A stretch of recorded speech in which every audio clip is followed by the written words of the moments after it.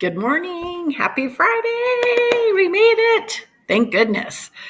Today is Friday, April 3rd. I just want to share again with you guys how impressed I am with you. You guys are awesome. I felt better this week because I saw your faces. I got to talk to you and share time with you in reading group. So thank you, because that really did help my heart. I just want to remind you guys to check your Gmail at least once a day on a school day. So that way you could respond to any messages that I had sent to you or know what needs to be done. I want to say that everyone has been working hard and I appreciate it, but I do have a few shout outs today. Hudson, I want to say, way to go, girl. You did 100% of your assignments already on Dreambox. So thank you. You worked really hard. Those were the assignments that were assigned to you. So I appreciate it.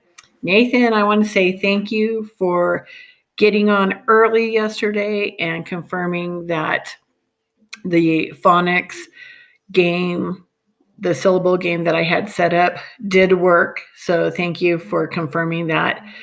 And Jens, you were the winner for the Gremlin technology problem yesterday. And you just kept a nice smiling attitude in reading group when things did not go the way we like technology to go. So I just want to say thank you to all of you for doing your best work and getting things turned in. So I really appreciate that. I'm going to go ahead and start to just review our daily questions, just so you have confirmation if you got it, if you're on the right track or not. So with that said, yesterday, our question was, the first question on our daily attendance check was, acrostic poems, are they vertical or horizontal?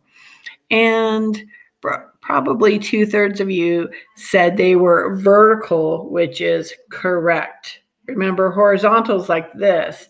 But when we're looking at the acrostic poems, the focus really is that vertical word or short phrase.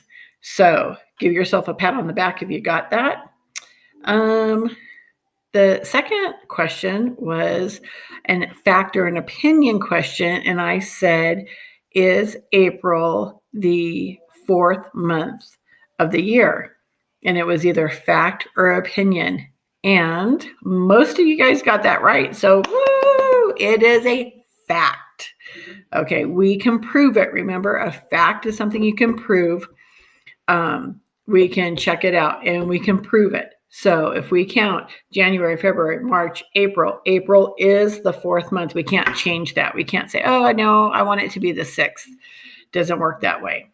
Okay, so how many of you guys are 2 for 2? Okay. Then the third one was my error. Everyone got this one right, so I'm proud of you. It is, what would you find in Egypt? And I thought I had the question where you could do multiples choices, and I hit the wrong button. So everyone at least picked one of the things that you would find in Egypt. I'm glad no one said Statue of Liberty or the Great Wall of China, or the Rocky Mountains. So at least I feel like we're pretty good with geography. In Egypt, you would either find mummies, the Nile, and pyramids. And those have been around since the ancient Egypt time. So everyone gets to do a high five. Woo! Okay. And then the last one was tricky. It had the number 213. So 213. And the question was, how many tens are in 213? It didn't say in the place value how many tens are there, or in the tens column how many tens, because that would have been 1. But remember how we did that? We need to say how many tens are in that complete number. So when you think how many tens are in 100, 10. How many tens are in another 100? another 10. And then how many 10s are in 10? 1. So 10 plus 10 plus 1 is 21. So if you mark the answer 21, you were correct. That was a little tricky. So I'm looking at that number sense. And I have to give a high five to number 5, 6, 8, 10, 16, 19, 20, and 23. Way to go. Okay. So let's keep it up, and you'll have a daily attendance, and we'll check that on Tuesday. We're going to review what we have scheduled for today. So in writing, we are finishing up our acrostic poem. And today we're going to take our acrostic poems to the final. And I am requesting that you create your name acrostic poem on a Google Doc and make it into a final and then share it with me. I am planning on making a scrapbook, a digital scrapbook for us that has the poems with our names on it that describe us. So that's something that we can keep. So today you'll watch the video of how I can change my plain acrostic poem into something that I'm proud of. So watch the video. In reading, it's just going to be one RAS book. And when I mean RAS book, it is listening, reading, and taking the quiz. Please make sure you are at your reading level. Okay. If you're going to do above or beyond, above your grade level or below your grade level, it needs to be done extra and not during instructional time. So it counts. Okay. So I just want to make sure everyone is aware of that, because that wouldn't have happened in the classroom either. Spelling is today when you're going to turn in your spelling game board. So go ahead and do your last spelling activity and then send it over to me. You need at least 4 activities to be marked on your game board. And I also ask, like, if you have an older sibling or someone in your household, a parent, that can give you a test just to see how well do you think you did on your spelling words. Since you worked hard on those this week, how well do you think you can spell them? Some of them are pretty tough. Okay. In social studies, you're going to go ahead and watch the video link first. Then you're going to click on Brain Pop. You're going to watch Ancient China. And then you'll go in and just do a reflection of what you learned that Ancient China has given through history to us that we still use now. Okay. Phonics. We're going to try another game today, and this is the Long U game, and it's Hangman. So it is a little challenging. It is free. I tested it out, so hopefully it's still working tomorrow when it goes live. I tried and tried. It does get challenging, and I hung myself because I didn't get the word fruit.